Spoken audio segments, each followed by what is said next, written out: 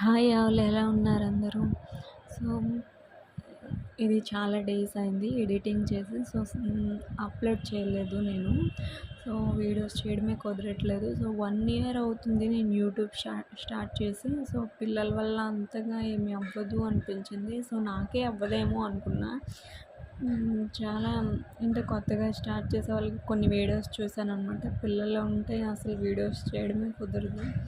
So, పిల్లలకి time spend అంతా చేయాలన్నమాట. మన లైఫ్ అంతా పిల్లలకి ఇవ్వాలి.